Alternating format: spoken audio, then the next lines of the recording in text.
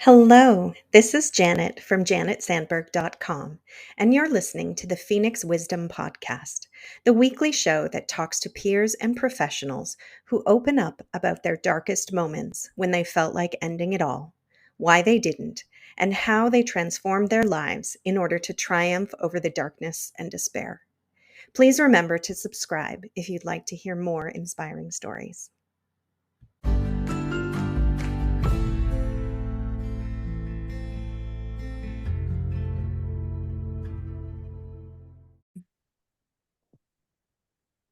Hello, and welcome to another episode of the Phoenix Wisdom Podcast.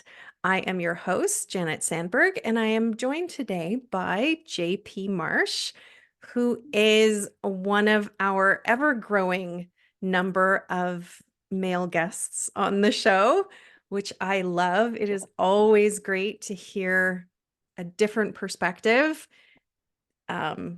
whether it's from where they live in the world or how they grew up. It's everybody's story. It's never ceases to amaze me. Everybody's story is kind of the same, but also just a little bit different depending on who you are and where you're from. So welcome, JP. How about you take a second and introduce yourself real quick? Well, thanks for having me. I appreciate it, and I'm glad to be here. I am a 41-year-old single girl dad that lives in a pretty rural area in Montana. I grew up in a similar place in Oregon. Now, later in life, I live a more peaceful life, a simple, but it wasn't always that way, obviously. Right. You wouldn't But be other than here that, on the it's just, podcast. yeah. I mean, it's it's my life has been like a boat on the ocean. It's just up and down, whether I was the one piloting it into the storm to make the waves and make everything be chaos, or anytime you got extreme highs, you get extreme lows. So it's just kind of what I've experienced anyway. Yeah. Well, let's dive into that a little bit. Obviously, you're a guest here on the podcast because at some point you thought about ending your life. So let's go back to that point. What was going on then? What made you think that life was not worth living anymore? Well, I mean, it was I don't, I mean, I would say that it was probably an accumulation of different things that really mentally made it hard to try to, be an optimist or, make it through the day. When there was a lot of trauma, I guess, or baggage, from from growing up, from being a kid. Nothing to do with like physical abuse or any sort of like serious abuse or anything like that, but I grew up as the forgotten child. Like I had an older brother that was 2 years older than me, and he demanded a lot of attention. Because he was sort of type kid, was always, I mean, he just demanded attention, whether it be positive or negative attention. So he would get in trouble at school, or it was always something, you know what I mean? And he was probably a little more, he got he had a closer personality type to my dad, and so him and dad spent a lot more time together, and me and mom were probably closer. Whereas, the hunting and the fishing and stuff, like I did it, but it wasn't like a passion of mine. It wasn't something that I, really enjoyed, but it was something that my dad really was into. And my dad was an alcoholic. I think he quit drinking when I was like 5. And so the way that he would sort of treat me and Aaron, my brother, was, I think he had, mom always thought that dad kind of carried more guilt because he assumed maybe that Aaron remembered more about the times that he was drinking than I probably would have. And so Okay. Aaron got a certain amount of leeway, and then them being similar personality types and this and that. Whereas, I just kind of floated for, the first 10, 12 years because I didn't get in a lot of trouble. I was naturally Mhm. athletic. It just didn't take a lot of effort for me to be there. But at the same time, I was sort of had that forgotten child syndrome Right. or mentality. And then, so then somewhere around high school, sophomore year, something like that, uh, I had a girlfriend, your first love and all that. And Mhm. we went out all through eighth grade, all through freshman year, broke up. And it was kind of one of those deals where you just never got closure, but you weren't really sure why. You know what I mean? Like there were some Mhm. circumstances, and it was more or less her parents kind of, said no more, Okay. but other than that, there wasn't really any closure, any kind of, and so then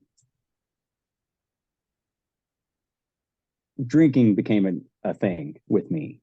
Mm. And drinking for me, I started drinking probably when I was like 15, almost 16. And by the time I was getting out of high school, drinking had already quit being fun because of Wow. how much I was overdoing it.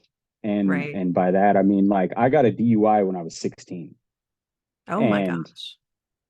so then that was sort of whether it, I would say that, and I probably drank hard like that till I was 32 years old. And it Oh was it wow. was it was in like it was there were times where it wasn't an everyday deal, but for the most part, for a better part of 15 years, I was probably a functioning alcoholic. That was more functioning the more alcohol I had in my system because my body, it was when I wasn't drinking that you noticed that I hadn't, it wasn't like I would show Right. up to work hungover. If I showed up to work hungover, you would know that I would just be going through more withdrawals and stuff rather than having a certain alcohol blood ratio. Right. Right. And so then, get out of high school and, you know, not dealing with certain traumas from my past, from being a kid or the relationships or, numbing myself, not wanting to be me, all of these different things kind of all stacked on top of each other. A lot of stuff I just didn't want to face, and I didn't want to face myself, and I didn't really have a Yeah. lot of self-worth. And so anytime something would start going good, I'd start getting nervous, and I would ultimately either self-destruct or sabotage myself because I Mhm. didn't deep down feel like I deserved to be in a good place or have good relationships. Not that I was able to contribute healthiness into a relationship of any kind. I mean, deep down, the person that I was, the person that I am, a giving person that cares about everybody around them and stuff. But later when I started working through and doing work on myself and sort of figuring through some of these, thought processes and mindsets and triggers and, you know, self-shaming and the internal dialogue and all of these different things, is that, there was times where like I legitimately thought I was going crazy because I I I would be, for lack of better use of words, I'm an empath by nature. And so like even knowing if I didn't talk to somebody or it wasn't really necessarily face to face or directly, you know, I would sort of like there was times where I'd be sitting there and everything would be fine and no big deal, no big deal. And then until I figured out what was going on, like somebody may have walked by my house and I never even seen them or talked to them. But if they were bummed out, then I would just start getting hit with all of these emotions and just being, Mhm. go start getting depressed, start getting sad or whatever. And it was weird because I didn't know how to deal with any of that stuff, just to figure Yeah. out the triggers and identify it. And so then in my mid 20s, um, I was probably about 26, I think. So I had 10 solid years of pretty hard drinking, which if you're dealing with traumas and dealing with baggage and dealing with being low or, not able to figure out your triggers and, you're just stacking a depressant on top of a depressant on top of a depressant every day. Yeah. Yeah. After a while, there's just no end in sight. With any kind of addiction or drinking or anything like that, or even self-destructing, when you do those kinds of things, you're going to bring outside troubles, anxiety, and stress. So, like, the thought that you're not going to end up in some sort of court system or some sort of toxic relationship or some sort of, you know what I mean? And most of the time, you're probably going to end up in all of them. You're going to end up Right. isolating yourself and sort of pushing away the decent people that are in your life, and you're going to be surrounded by the more narcissistic, passive aggressive, toxic personalities, the people who are misery loves company. And so you're Yeah. feeding off of each other and sort of, and if any time that you start, overdoing anything, you're going to find yourself either in some sort of situation where, maybe the cops get involved and you end up in the system, and maybe not, but you're going to be in situations that are probably unhealthy. And one of the situations that I had gotten into was we had gotten into a fight, and it blew up and turned into this huge deal. And so then, I was in a toxic relationship, unwilling to deal with all of these different, emotional baggage and traumas and all of these things from, childhood through teenage years through, early adulthood. And then you stacked on top of it some pretty serious court implications that, you know, I think I think by the time it was all said and done, to go through the whole court process, I was on bail for 2.5 years, and it cost me $50,000 for a lawyer to sort through all of this mess, because the people that we'd gotten in a fight with told the DA's office all of this stuff that didn't actually happen and wasn't true. The DA Mm, was it was an assistant district attorney who was going to be fighting for the district attorney job that upcoming year. So then so this was needed her to make a backbone point. case. Right. So she took us to the grand jury. The grand jury indicted us on all of these things. And then it became this huge, drawn out mess, Oh my which gosh. is a lot of stress because, Yeah, you're not allowed to do anything. And, I mean, whether it's months, years, decades in jail, I mean, anytime you have this looming over your head, it's just stress that you normally don't carry around. absolutely. And so then through the toxic relationship, I went down, which is probably, looking back now, probably it wasn't the smartest idea, was to go. And so I went and met with a doctor, and they put me on antidepressants. So then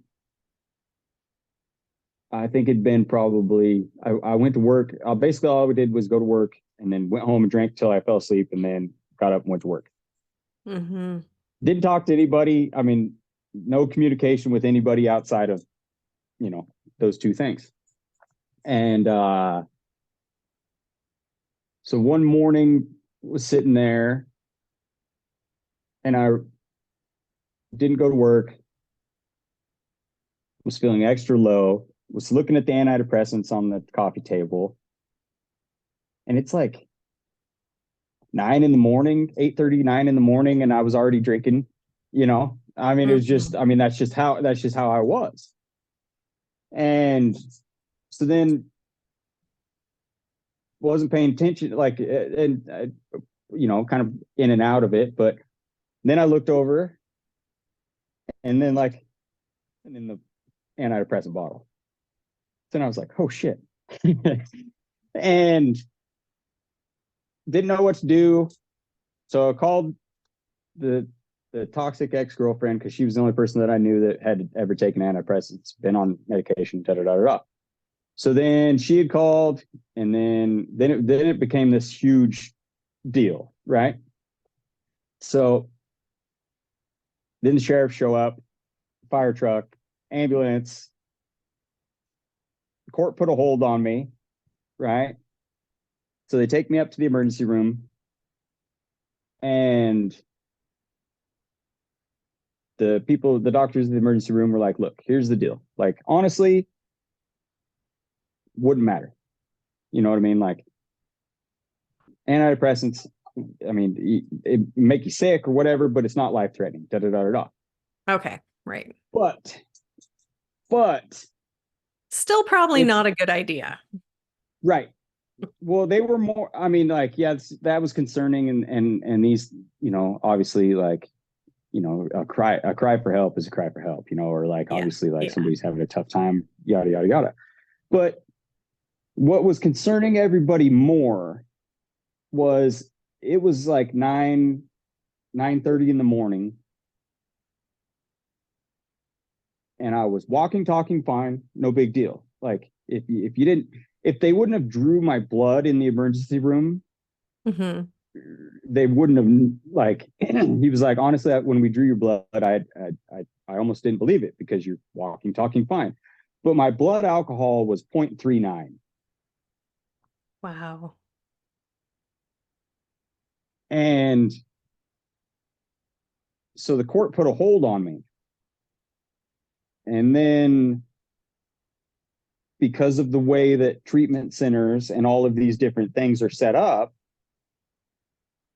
they didn't have anywhere to put me, because I didn't commit a crime. So they couldn't take me to jail. Mm-hmm.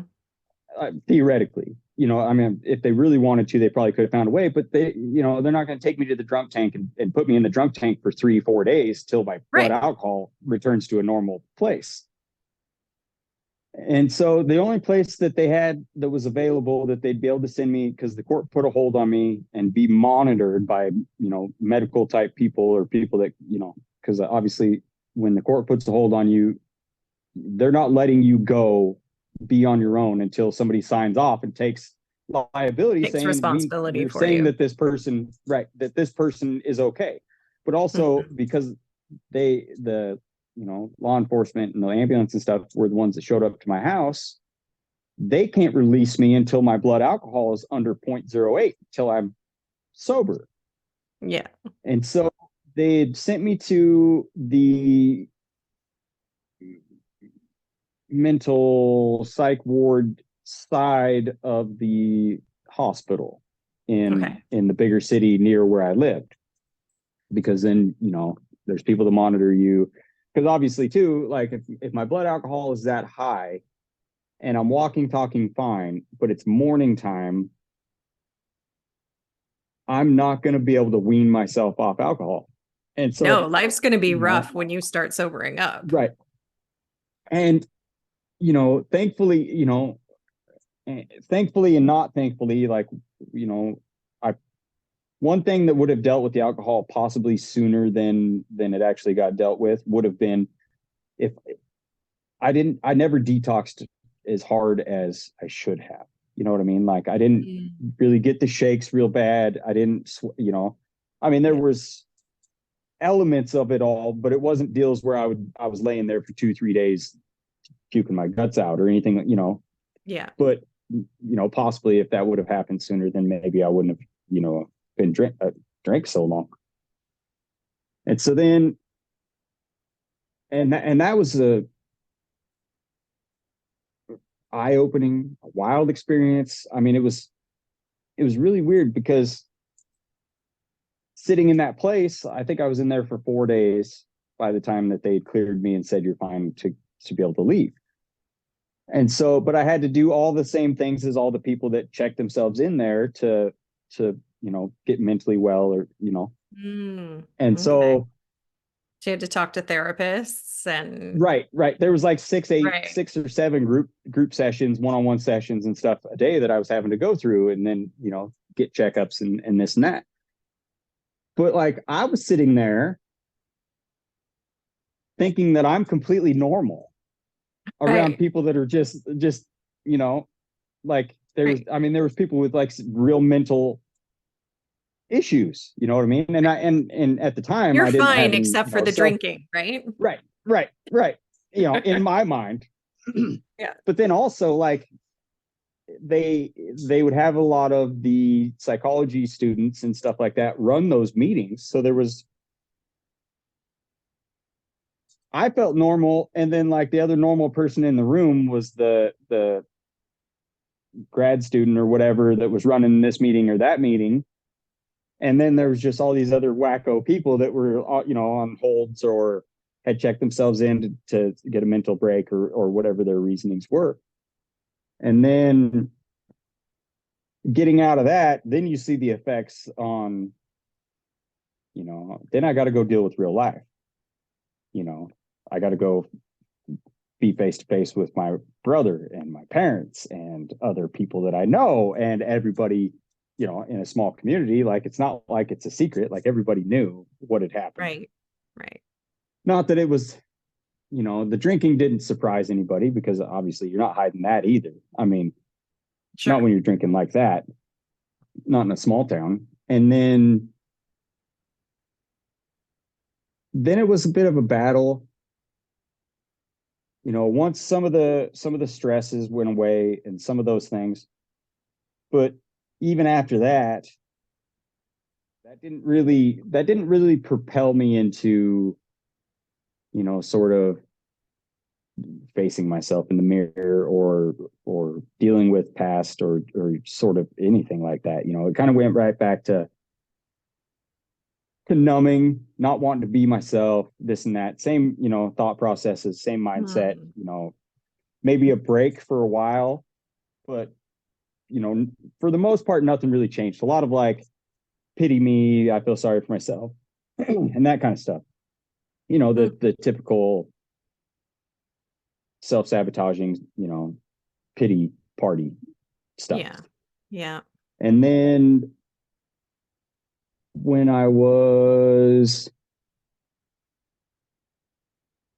32, I had my daughter.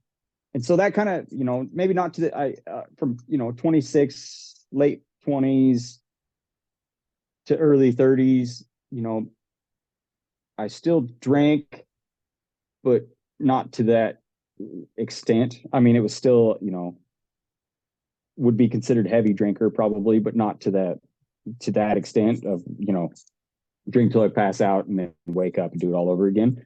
Right. But the a lot of the internal feelings and the internal dialogue and just the thought process mindset didn't really change. Maybe lightened a little bit, but still didn't change all that much. And then when I was 32, my daughter, and a lot of things just, it was weird, like a lot of switches in my brain started flipping in different spots.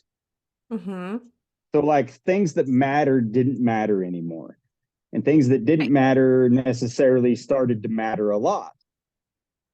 And she was about 2. I'd gotten to where I wasn't drinking as much. Priorities shifted, responsibilities kicked in, and those, and the others. Little by little, things were changing and this and that. And then right after she turned 2, her mother and I split up. And then like 3 weeks later, my dad died unexpectedly. Oh. So then, so like, so all of a sudden, like, I'm a single father. And like I just started getting used to the idea of just being a father. Right. And then I'm a single father. When me and her mom split up, I had moved back in with my parents because That's what you do. that's what you do. You know, I mean, we weren't married, so it wasn't like a divorce, but same idea. Yeah. And so then I'm at my parents' house. A couple weeks later, my dad was he was working out, he was getting back in shape because he wanted to run the Boston Marathon when he was 65 years old. And so he was running one morning and had died. And so like that and then that, but I was it was a weird deal because I my brother could go home, come and see mom and her grief, go home and deal with his grief, and and there was a Right. separation between the two. Whereas I had just got back to my folks' house to get back on my feet and find a place and do all these things.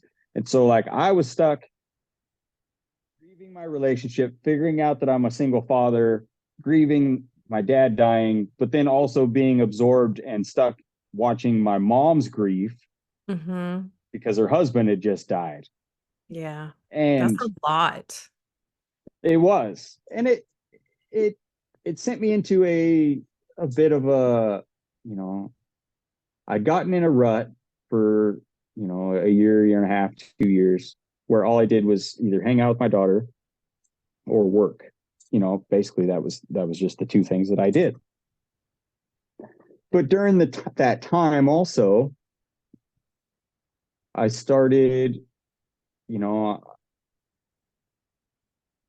I think I average about 60 books a year on Audible, wrapped around, personality, mental health, early childhood development, psychology, mindset, anything and everything. Wow. And then, so, working with other people and, having coaches and this and that, and other people who'd been through similar things, basically people that were, 3 to 5 years ahead of me in any given Mm-hmm. space. Mm-hmm. And so then little by little, as I became more aware and dealt with, the traumas of my childhood, breaking generational curses, trying to not trickle those down to my daughter, you know what I mean? And then just sort of just understanding, like my parents did the best they could with the tools that they had. They were both Yeah. raised in places that were sort of disconnected. The generational curses coming down to me was, either alcoholism or that kind of, the disconnect. But my Yeah. dad's dad was an alcoholic, and my mom's parents weren't necessarily, nurturing, loving, that kind of, it just wasn't that kind of a household, and Mm-hmm. so the feeling of, growing up feeling lonely, like it's not that they were intentionally distant, you know what I mean? They just were doing Yeah. the best they could with the tools that they had. But, Absolutely. learning to That's realize that, that's what it was makes a big difference. And then doing work and, mentally getting rid of, the victim mentality is a big issue. You know what I mean? Like nobody's out. You create your own reality is what I started learning. And the more that mm-hmm. you wanted to create a better reality, the better reality got. But if you wanted to sit and live in a pity party and poor me, poor me, poor me, then that's the life you're going to have. If you sit around and talk about being broke all the time, you're going to be broke all the time because you don't honestly feel internally that you deserve to have money. And so even if you do Right. get a little bit of money, you're going to throw it away as fast as you get it because you don't feel like you deserve it. So until you change your paradigms around certain issues and do these certain things, which in turn, during some of those phases, after I had my daughter, not that like, so I'll say this in a way that doesn't promote like have a kid because it'll fix your life, because that's definitely not the case. You That know what I that mean? doesn't work very often, no. But after my daughter was born, the drinking lessened from what it was, which was already a little bit less, but you would still probably say, you know, an alcoholic or whatever. And then after me and her mother had split up, and when I started doing the work on myself, like at one point I was sitting there and I was talking to my mom, and like I had quit drinking, but it was like it wasn't even conscious. Right. And so I just don't, because I just don't. I mean, it's not a deal where I have to put conscious effort into it. I didn't need to, you know, I grew up in AA, and like there are definitely people that need to go to AA and have sponsors and work 12 steps. And it's a lifelong battle. And every time that they see a beer commercial on TV, they have to clench their fist and, you know, white knuckling it the rest of their lives or whatever. But for me, it wasn't even, you know, I mean, I'll every so often, you know, if it's Christmas Eve over at somebody's house for dinner or Thanksgiving or something like that, I might have a drink or two, something, but it's not something that I put a lot of conscious effort into. And even if I do drink, it's not something I have to consciously keep myself from getting drunk or anything like that. But Because you don't need to you numb know, yourself anymore. well, I don't. And I mean, for the most part, you know, the only conscious effort with the drinking that ever came into play is for whatever reason in my mind, I did not want to be somebody like a dad who couldn't go pick the kid up. And so if I was drinking and my ex called and said, you know, our daughter wants to come and stay with you tonight, da da da da da, like I never wanted to have to try to figure out how to get from A to B or get her to my house, right. or you know what I mean? Like, Yeah. and you know, after doing certain work and looking at yourself and internally, you know, making progress and stuff like that, like at some point you just, you know, I just sort of you thought about or realized that, you know, alcohol doesn't serve me. It doesn't do anything for me. Like there's no benefit for me drinking, or, you know, a lot of people at all, really, because, you know, it doesn't do anything for your health, you know. No. And then as I've also gotten older, you know, the last couple of years, and I noticed it a lot this last 4th of July, I can tell now, because I don't drink, when I do drink, if I do like even overdo it just a little tiny bit, there are certain organs that aren't functioning right. You know what I mean? Like if I drink, you could tell that I drink because my face will swell up. Right. Even if it's just you know, a few beers, because my body doesn't process the alcohol. And if I, you know, go to sleep before my body processes all that alcohol, then I'll get sick the next morning because it wants to get rid of all the extra alcohol that's still in my system. And so it's just, I mean, that's not fun either. I don't want to deal with that. No. And I'm kind of older now. Like I don't want, you know, I don't want to be It's not hungover going to for get 4 any days better after I from here drink on once. out. No, no. But that's basically, you know, I mean, leading up to it, you know, it was just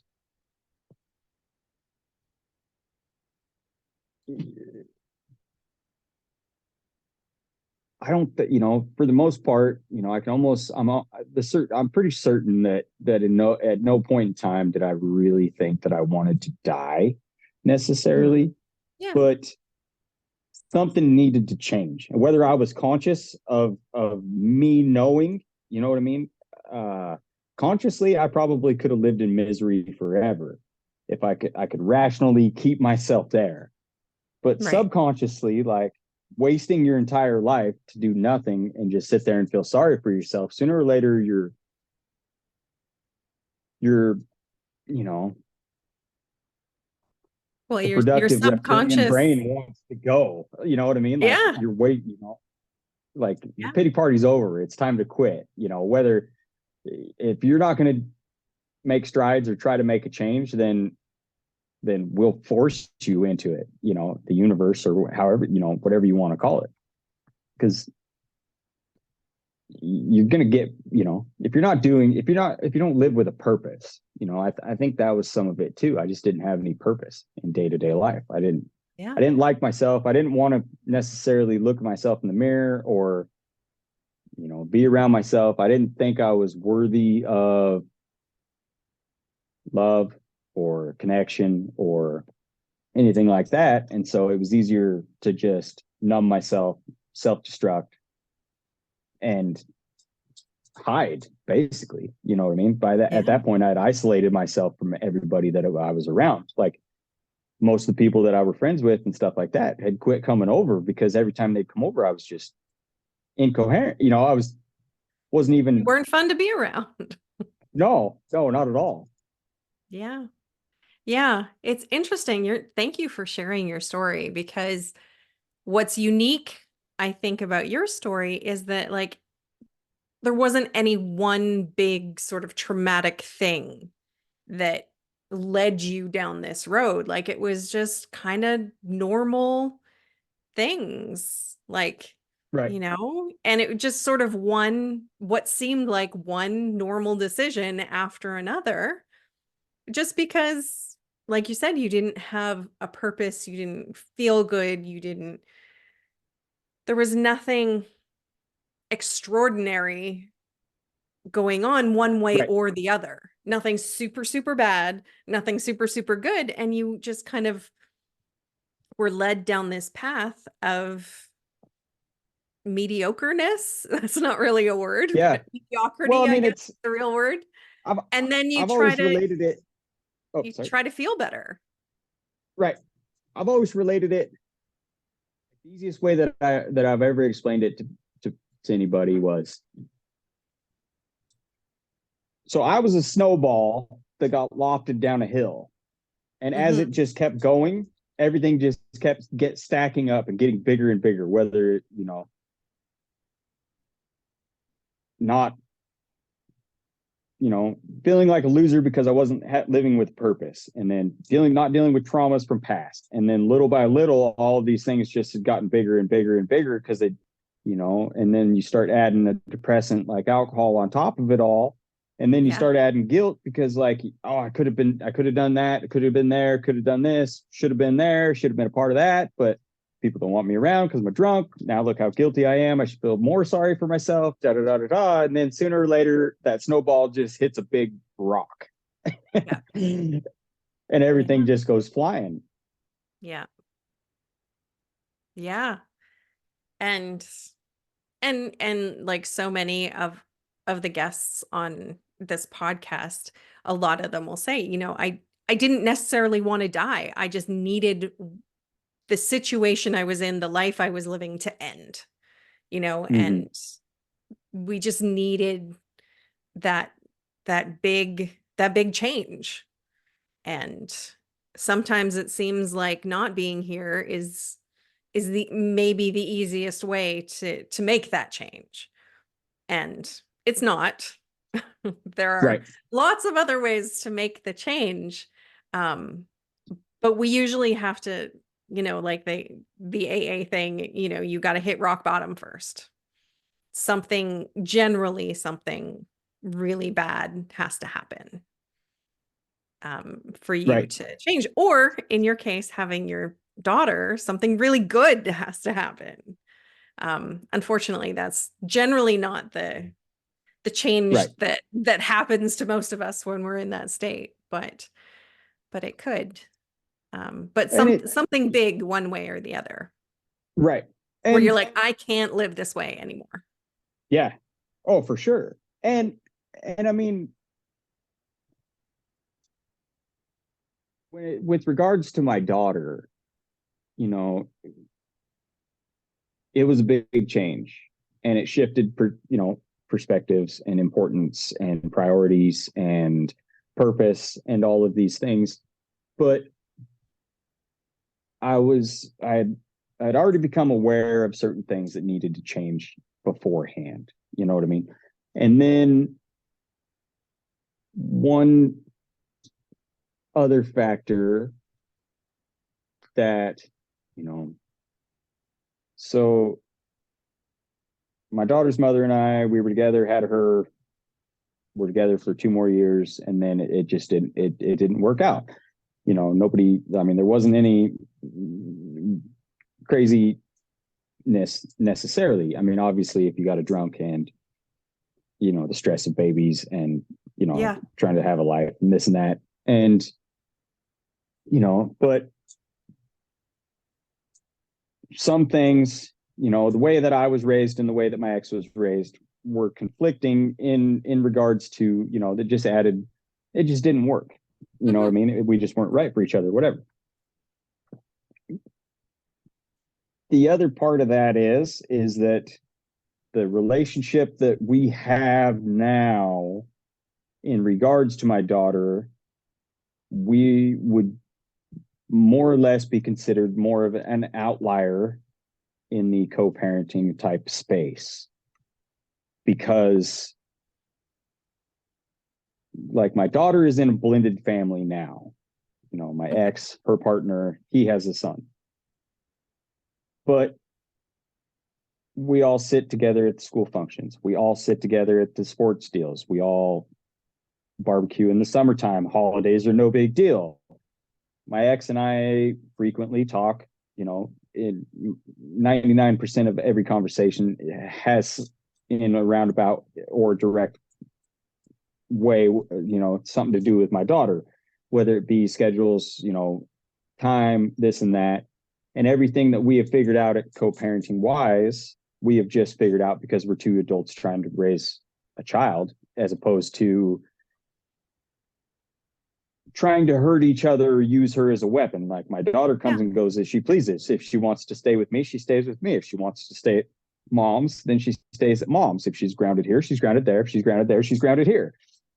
There's no pitting, but at the same time, like there's no, you know, manipulating. There's no using her as a weapon. There's no using her to hurt the other person and these things and those things. And so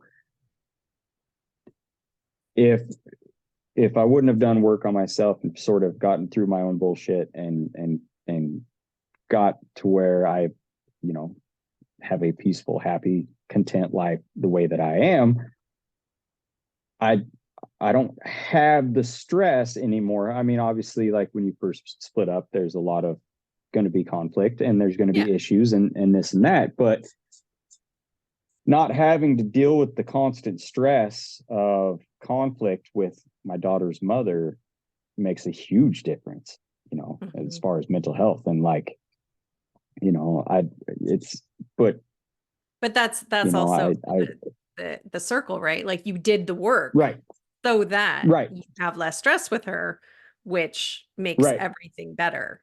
You know, well, yeah, I mean, it's not, if you that want, didn't come about on its own. right, You don't just right, magically and have a great no, relationship now. no, no, no. And I mean, you know, same as anything else in life, peace generates more peace, anger generates more anger, content generates more content, you know, or animosity, you know what I mean? If you want to hate somebody, you can sit there and find everything that they've done for the last 15 years to really make sure that you, to your core, despise that person. Or you can just grow up and, you know, decide to be happy.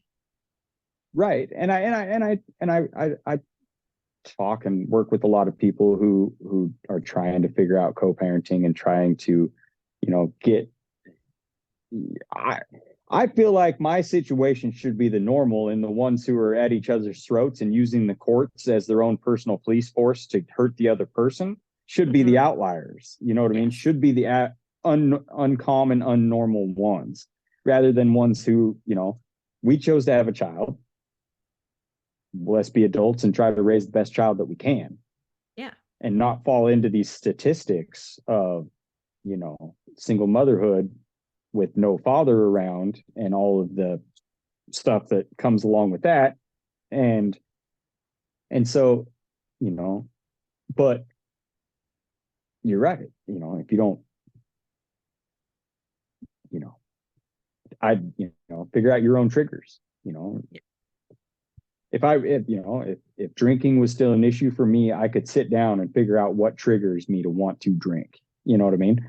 Yeah. And once I figure out what those triggers are, then I just don't avoid I avoid those triggers. I avoid those things that are going to become a chain reaction to something self-destructive or something, you know, where it puts me in a depressed state. You know what I mean? If I wake up in the morning and I feel low for, you know, no other reason than maybe something that happened in a dream I don't remember, but I just, you know, I have a playlist on my phone that I know is going to put me in a better mood. You know, Awesome. if Yeah. I and stuff like that. And they're just little, I mean, it's little things and little tricks, but you know, if you're in a funk or you feel low, listening to music that's going to compound that and make you feel lower is not your best bet. You know what I mean? Yeah. Or if you're going through some sort of traumatic, life altering sort of situation, you know, if you and your partner split up, watching romantic comedies where people are getting divorced or finding puppy love is probably not going to help you get out of whatever headspace that is you're already in. You know, it's just going to make it worse. Yeah. So some of those triggers and have helped, you know, quite a bit. Yeah. So, out of all of the hundreds and hundreds of books you listen to, what is your favorite? Uh, I listen to The Body Keeps the Score probably once a year, Yes. and Gabor it's Mate, right?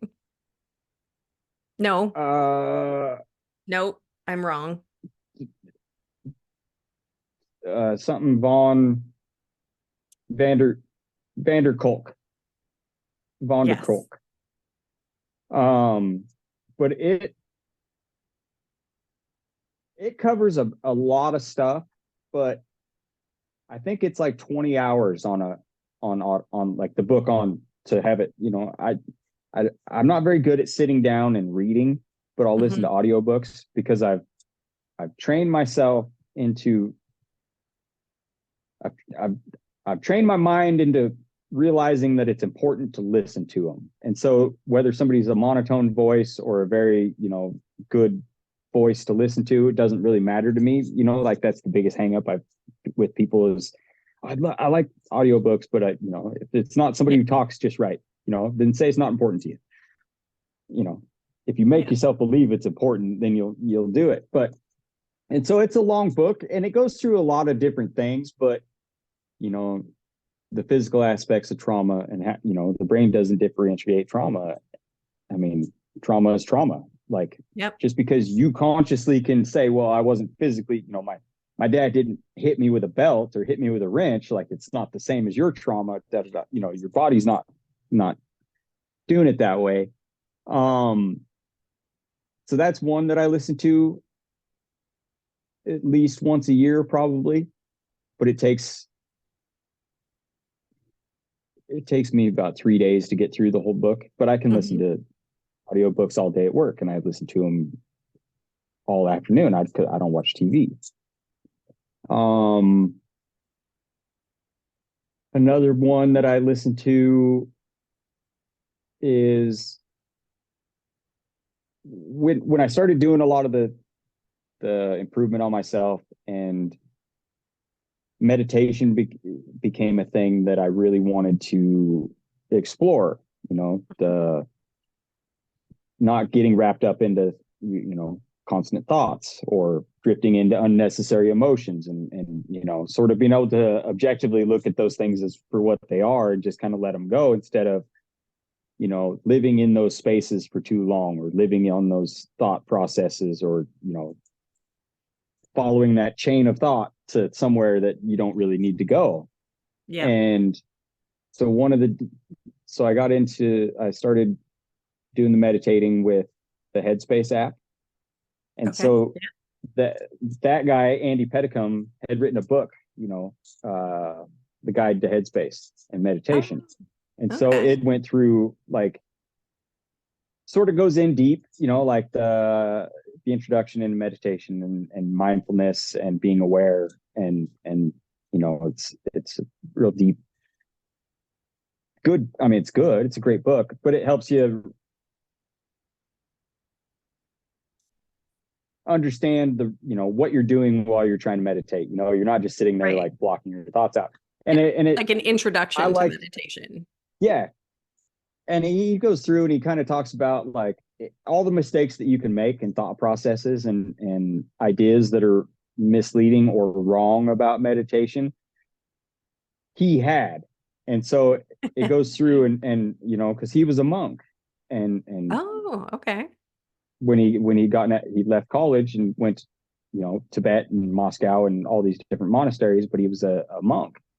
And so it's all the, when he would have this issue come up, then he would go and talk to the teacher at the monastery. And then he would, in the book, it tells, how they explained it to him and how he would sort of get over these certain hurdles and stuff. And so, don't be a slave to your mind. Cool. And those two are probably two of the bigger ones. And then there's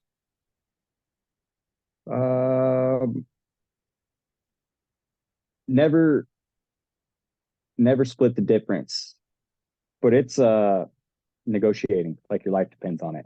It's Oh, okay. the lead international negotiator for the FBI wrote a Oh, book, okay.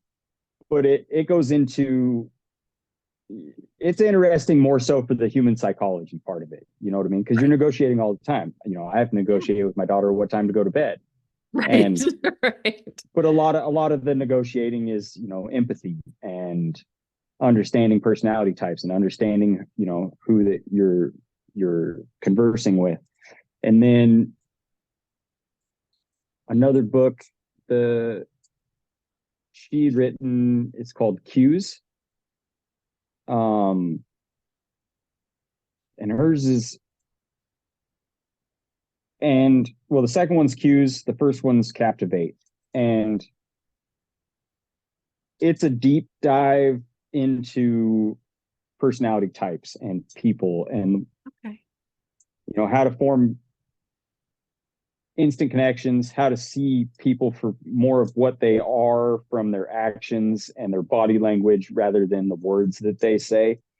Oh, interesting.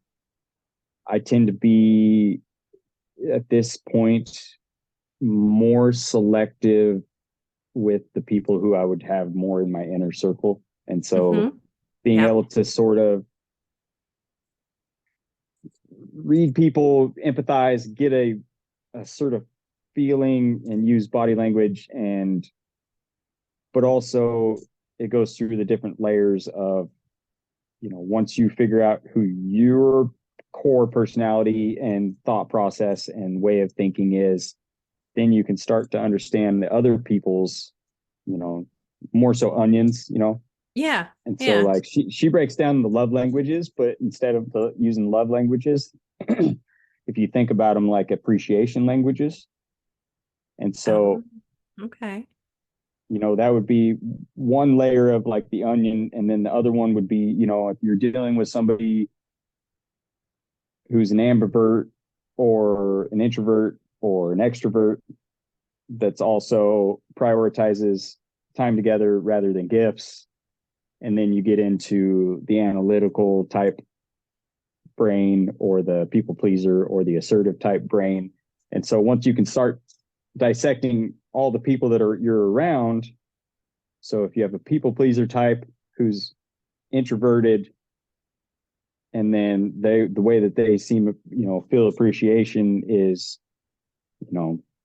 words of affirmation. So then, if I'm working with somebody and I can figure out that they're these three types of people, Yeah. then it's easier to show appreciation by telling somebody they're doing a good job, but they don't want to do it. You don't want to do it in front of a bunch of people because they're an Right. introvert. And then if they're a people pleaser, when they're saying something, that it may be coming from, more of a pleasing type place rather than being the truth, Yeah. So Right. those are, It's just anything helping that has to to do with navigate life, really, because everything's a society. relationship. Yeah. Yeah. Right. Yeah. And everything's my, the people who are close to me and the people that I interact with, I'm aware of the fact that you're the average of the five people you spend the most time around, whether it be TV personality, people in real life, Yeah. so I'm being aware of that. I'm selective on who I'm around a lot. And the Hmm. faster that I can get to know whether or not I want that person to have that sort of influence on me, the better I feel about interacting with people on a social basis. And it, for the most part, you know, when I get to the end of my life, whatever numbers on a bank account or properties or car or whatever isn't going to be one of those things I think about. So my idea of being successful is if my daughter is a better, more confident, more giving, competent, generally happy person than I am, with less trauma and baggage to deal with from her childhood, then Yeah. I succeeded. Then I will feel successful. But Yes. in order to help guide and shape her navigate the world as it is rather than the way that I would like it to be, Yeah. the more tools that I have, the more equipped she's going to be. And so, Exactly. it Yeah. interests me, but also some of it is directly related to her, because the more that, you know, be an optimist, be open to everybody, love everybody, but at the same time, there are real dangers in the world, and there are a lot of things that you would think have your best interest in mind that really don't care about anything but their bottom line. And so Right. being able to objectively see people for who they are and their actions rather than their words is going to be really helpful to her to navigate it, whatever life she chooses to live. Yeah. The more we learn for ourselves, the more we can teach others. Right. All right. Well, thank you so much for joining me and sharing your story and your wisdom with our listeners. And I appreciate you. Thanks for having me.